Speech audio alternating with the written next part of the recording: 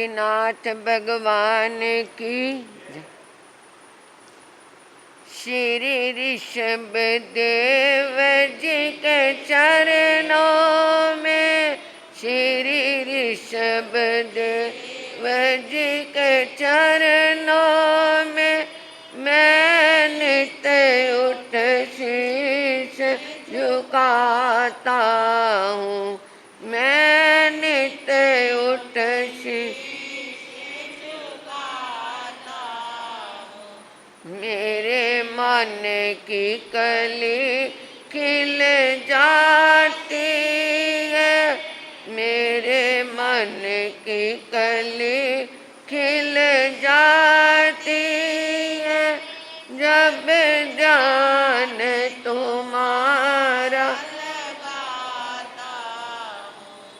जब ध्यान तुम्हारा तेरी महिमा को जिसने जाना, तेरी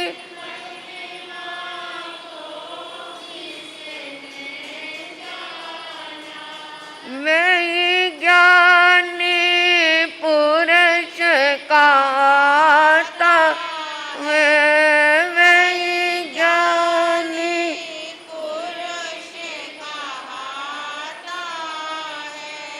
दुनिया में रहूं पर तुझ में रहूं, दुनिया में रहूं पर तुझ में रहूं, तेरे प्यार की दौलत चाहता हूँ, तेरे प्यार की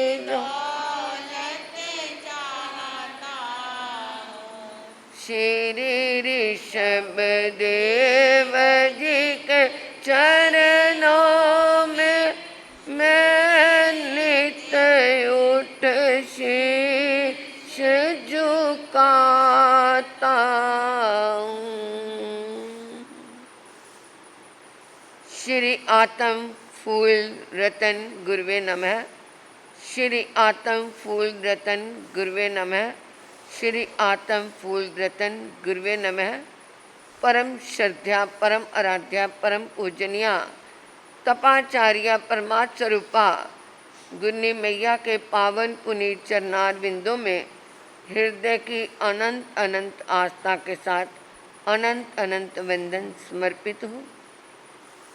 आत्म दरबार में आई भव्य आत्माओं का हार्दिक हार्दिक भव्य अभिनंदन। आचार्य मानतुंग की भक्ति का दिग्दर्शन, क्या होगा वहाँ का नज़ारा, जरा अपने अंतर की आँखों से कल्पना से देखो कि कैसे बंद कोठड़ी, हाथों में हथकड़ियाँ, पैरों में बेड़ियाँ, सारा शरीर घसीटने से घावों से भरा हुआ है, खून उसके अंदर से रिस रहा है, अंधेरी कोठड़ी है, कैसी वेदना होगी। परंतु भक्ति के मरहम ने ऐसा उसको आराम दिया कि ना तो उन्हें वो वेदना महसूस हो रही है, ना अंधकार से पीड़ित हो रही हैं, ना हथकड़ियाँ बेड़ियाँ के बंधन महसूस हो रहे हैं, ना उन्होंने शिकायत की। पूरे भक्तामर को पढ़ लो, उसके अंदर एक भी शिकायत नहीं आएगी कि प्रभु मैंने तो तुम्हारे रास्ते पे चलने के लिए साधु जीवन लिया और फिर मेरा कोई अपराध भी नहीं और मुझे यहाँ पर बंधन में डाल दिया। प्रभु ये क्या, एक भी शिकायत नहीं। और इंसान क्या करता है, अगर अच्छा हो जाए तो मेरी किस्मत मेरा भाग्य था, बुरा हो जाए तो प्रभु को यही मंजूर था। अच्छा किया तो मैंने किया, बुरा सब करते हैं, भगवान यही कहता है इंसान। परंतु उन्होंने ना तो शिकायत की, ना उस वातावरण से निकलने के लिए प्रार्थना की। ये भी नहीं कहा कि मेरे को इन कष्टों से दूर कर दो। ये है भक्ति का नज़ारा। और आज वो देख रहे हैं, ओ इतनी महान आत्मा, सूर्य चांद दीपक से भी वो बाहर निकल आए, परिचय इतना गहरा हो गया। अब वो क्या देखते हैं, अरे प्रभु आपसे बड़ी भी आपकी माँ है जिसने आपको क्या दिया, जन्म दिया। तीर्थंकर की माता के लिए माता को उपमा दी इंद्रों ने, रतन कुक्षी माँ। इंद्रों ने तीर्थंकरों की माँ को क्या उपमा दी, रतन कुक्षी माँ, कि जिसने ऐसे रतन को अपनी कुक्षी से जन्म दिया। उसी के लिए वो उन्होंने कहा, ये जो हमारी 22वीं गाथा है उसमें उनकी माँ की ही महिमा का गान किया। स्त्रीणां शतानि शतशो जनयन्ति पुत्रान्, शतानि शतशो यानी 100 को 100 से गुना करो, क्या बन गया, कितनी संख्या बनी, एक है 10,000, 100 को 100 से गुना करने से। तो ऐसे हजारों माताएं, शतानी शतशो हजारों हजार माताएं, स्त्री ना यानी स्त्रियां, जनयंती पुत्रान बेटों को जन्म देती है। कईयों को याद होगा यहाँ पर पहले आत्म रश्मि एक क्या छपा करती थी, एक पत्रिका छपा करती थी। उनके संपादक कौन थे, तिलकदार शास्त्री। आपने देखे होंगे, मैंने भी देखे हैं। मैं नई गुरनी जी के पास वैरागन आई थी, होशियारपुर का चतुर्मास था 71 का। उस समय उन्होंने इस भक्तामर के ऊपर हिंदी में क्या किया था, उन्होंने अनुवाद करके उसको दोहों के रूप में बताया था। तो वो मैंने भी याद किया था उस समय। उसमें ये भी मुझे याद है सच्चा माताएं ऐसी जो सच्चा ही पुत्र जने, कौन जगत में जननी है जो तुझसे पुत्र की मात बने। प्रत्येक दिशा ताराओं को भी जन्म दिया करती है, लेकिन प्राची दिशा आलोक पुंज रवि को जन्म दिया करती है। कि है सच्चा माताएं ऐसी जो सच्चा ही पुत्र जने।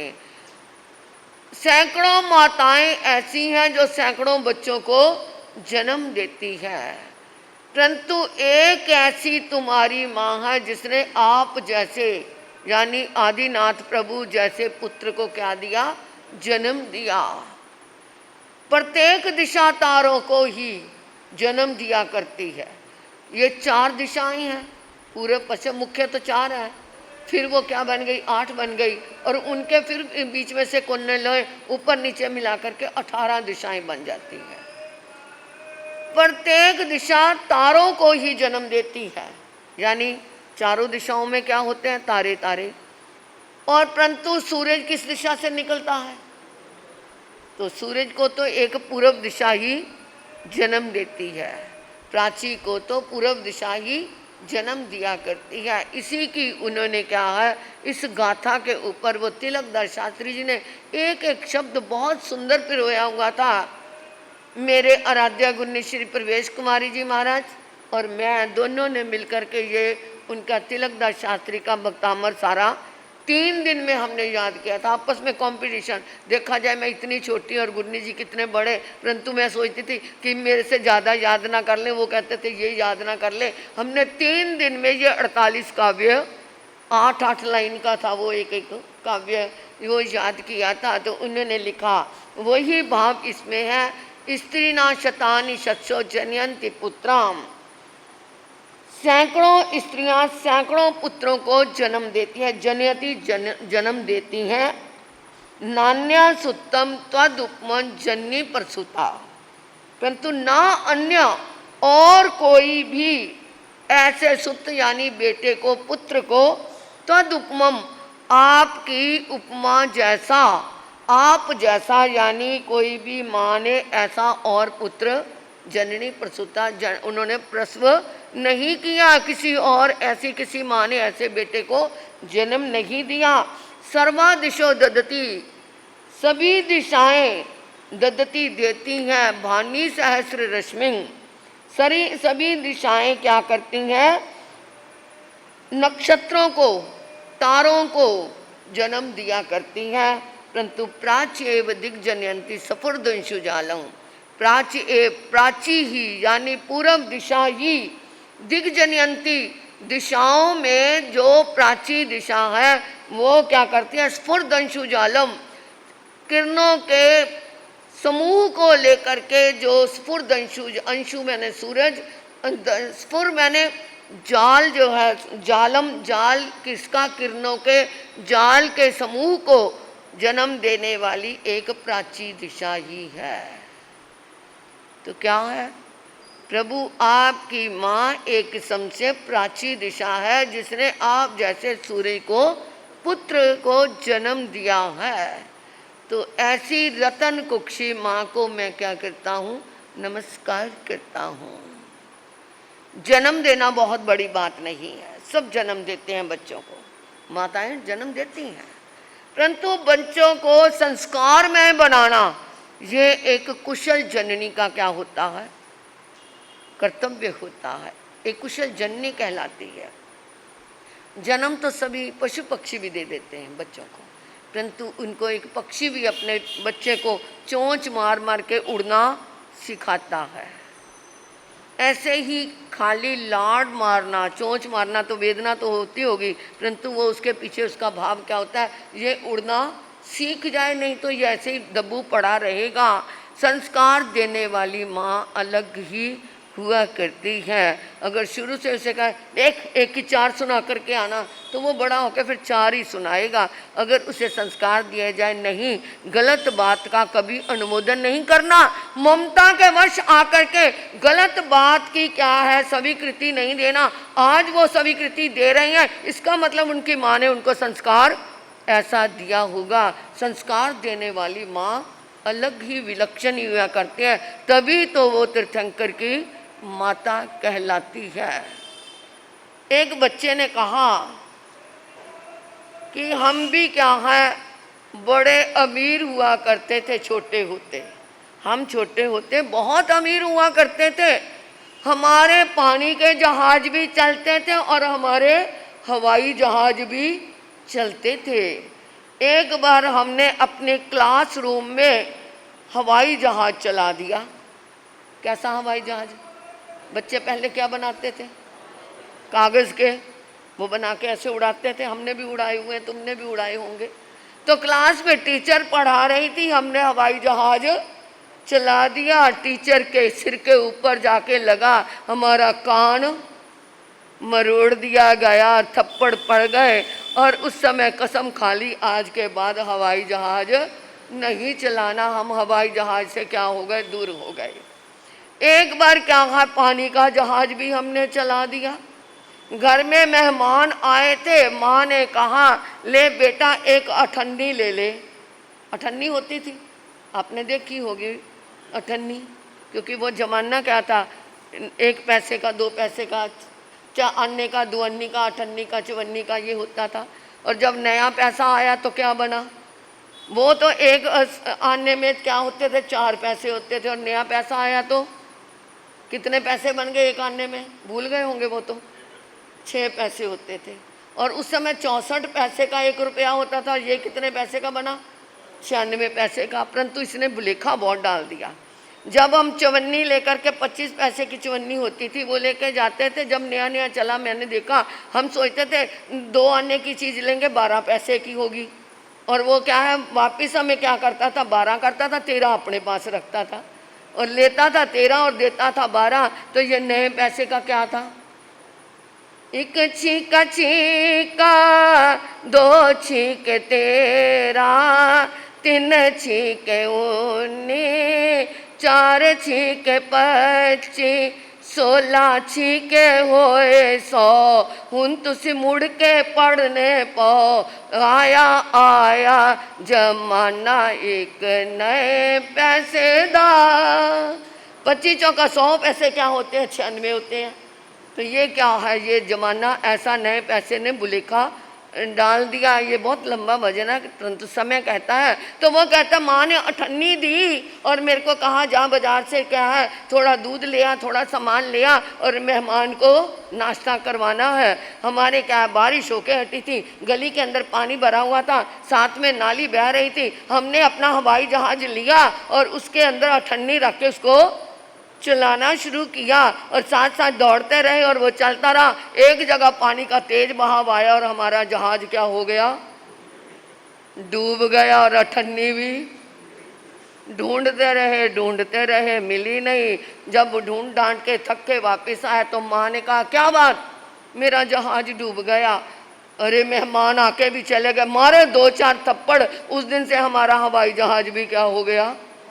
पानी का जहाज भी क्या हो गया? चलाना खत्म हो गया। मुझ समय याद आता है आज की माएँ क्या है आईफोन लेके दे दिया, अगर टूट गए या खराब हो गया मम्मा कहती है कोई बात नहीं तेरे पापा और ला देंगे। यही कहते हैं ना। और हमारे को एक अठन्नी पे भी क्या पड़े थे? चांटे पड़े थे। परंतु उस दिन से हमें पैसे को इन्वेस्ट करना आ गया था कि पैसा कैसे बचाना है, कैसे खर्च करना है। परंतु आज के बच्चों को पैसे का कुछ पता नहीं। अरे 500 की तो एक क्या आता है, मेरा टॉप आएगा मम्मा ले दो ना, ले दो। वो 1 मिनट में 2 टॉप भी लेके दे देती हैं। तो उन बच्चों को पैसे की कीमत क्या पता लगेगी? क्योंकि उनको संस्कार ही नहीं, उनको पता ही नहीं पैसा क्या चीज़ होती है। तो हमें आज भी अपने माँ बाप याद आते हैं। थप्पड़ खा कर के भी हम अपने माँ बाप को याद करते हुए कहते हैं कि माँ तूने उस समय हमें थप्पड़ मारा, आज हमारी ज़िंदगी बन गई। उन थप्पड़ों के कारण हमारी ज़िंदगी बन गई। और आज क्या है आईफोन भी टूट जाते हैं तो माँ को याद ही नहीं करते। क्या है टूट गई तो टूट गई और आ जाएगा। इसलिए ये क्या है वो माता धन्य है। वक्तामृत स्तोत्र में आचार्य मान तुंग कहते हैं कि ऐसी माता रतन कुक्षी माँ को मेरा नमस्कार है, जिसने स्फुरदंशु जालम ऐसी प्राची दिशा में जो सूर्य के समान तेजस्वी पुत्र को जन्म दिया। तो ये कल को फिर क्या है 23वीं गाथा का लाभ लेंगे। और जिनके यहाँ बच्चे कहना नहीं मानते, संस्कारहीन हो रहे हैं, उनकी माताएं ये पाठ करके उनको पानी पिलाएं और 48 दिन तक लगातार कराएं तो वो बच्चों के अंदर एक घर को जिम्मेवारी संभालने वाली संस्कार आएंगे। और जिसके संतान नहीं होती पुत्र की प्राप्ति के लिए भी ये जाप होता है।